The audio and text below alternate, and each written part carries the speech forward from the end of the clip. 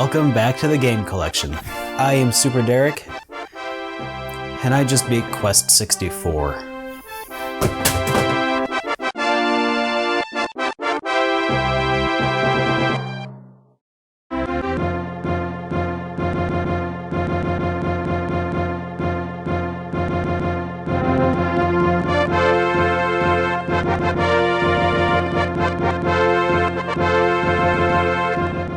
Quest 64 is known as Holy Magic Century in PAL territories.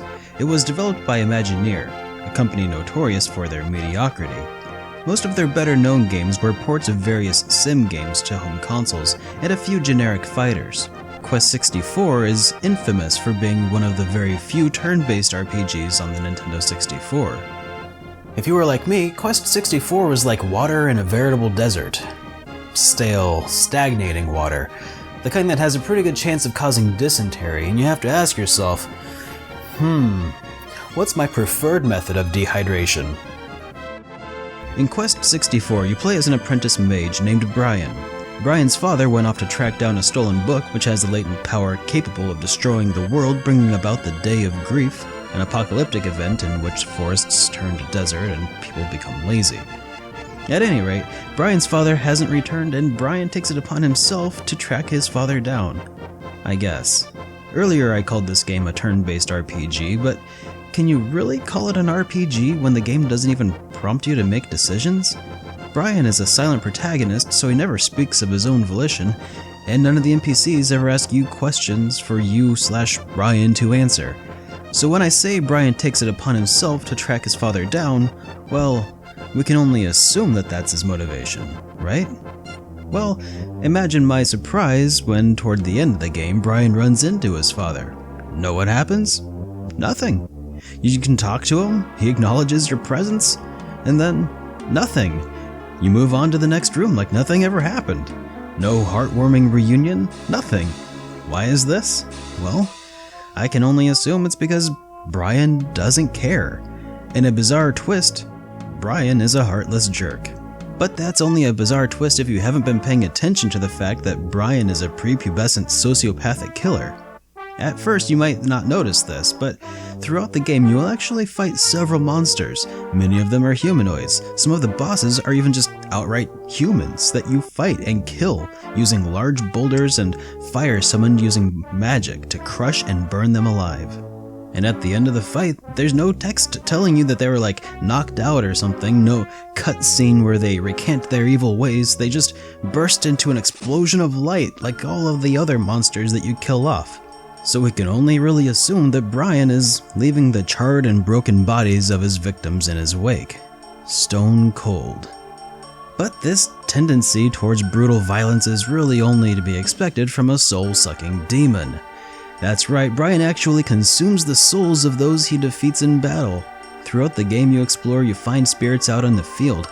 The game never explains where they came from or what they are, so I can only assume that they're the lost souls of the dead. When you approach them, you can press the A button to absorb the spirit, increasing your elemental attributes by 1, and every once in a while after defeating an enemy, you're prompted again to choose which element to increase, because you've just consumed one more soul. Which brings me back to Brian's motivations in the game. The Elatail book was stolen and has the potential to destroy the world. Brian goes off into the world tracking down his father, but doesn't care at all when he finds him either. Instead, he just walks right into the next room, consuming souls and leaving a trail of carnage in his wake, all the way up to the Elatail book. Brian is a destroyer of worlds, and he's come to kill off his competition, and of course, absorb his soul and take the book for himself. Why would Brian settle for just one day of grief when he has an eternity to play with? Or maybe I'm just embellishing a little bit on my part. I mean, honestly, that's all I could really do to keep myself entertained during my playthrough. Which is kinda sad because the game actually has a bit of promise. You can see that the devs actually had some talent, and I think they accidentally let some of it slip into the game. Let's examine the battle system, for instance. Battle is turn-based and it takes place on the same map that you walk around in, just like Chrono Trigger.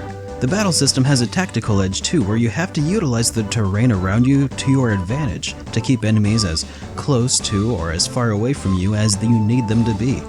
The game doesn't have an experience points or levels, but Brian's stats increase as he uses his skills, attacks and takes damage, not unlike Skyrim. As your elemental powers increase, you can mix magic elements together into unique combinations, and results in a few new spells with some new effects, and cause different status effects.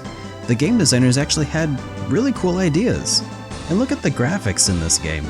For an early Nintendo 64 title, this actually looks pretty darn good. The game has lots of interesting environments. Brian looks pretty good too, and so do some of the NPCs, but then you have guys who look like this. And this. And oh my god, what the hell is this even? They're horrifying. Where did the guy go who made this person, and who decided that this guy looked good enough? Some of the monsters you kill look more human than these NPCs. The lack of consistency is astounding. It's like they just stopped caring. And then there's the music in the game. Some of it sounds like really good sounding music from a Super Nintendo game, which is bizarre because the rest of the game is a mediocre Nintendo 64 game. But then every once in a while you'll run into a song that sounds like this.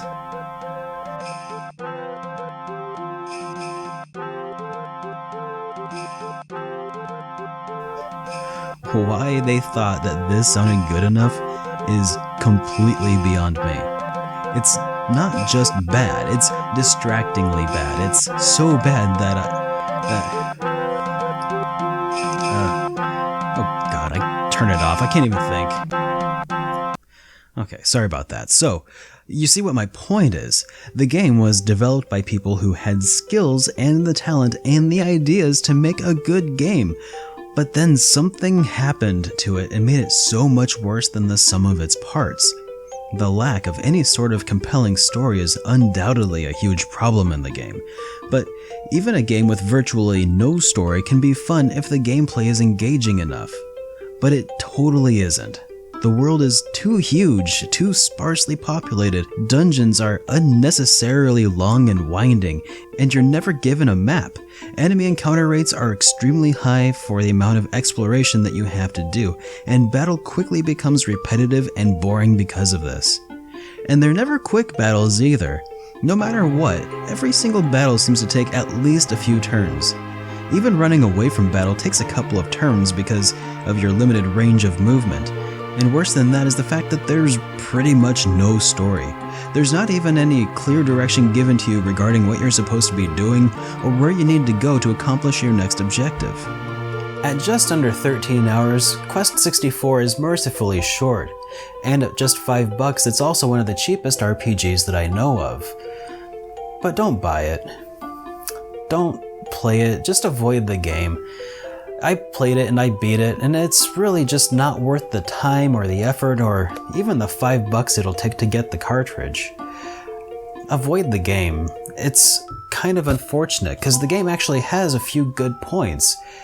A lot of really good points, in fact, and that's, I think, something that just makes it so much worse.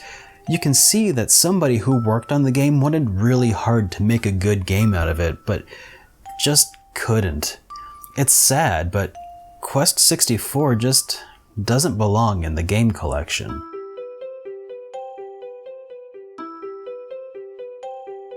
Ever want to know why I feel the way I do? Check out my playthrough by following the annotation in the lower right. If you'd like to support the show, consider becoming a patron for access to cut and behind-the-scenes content, status updates, and video commentaries just like these awesome people.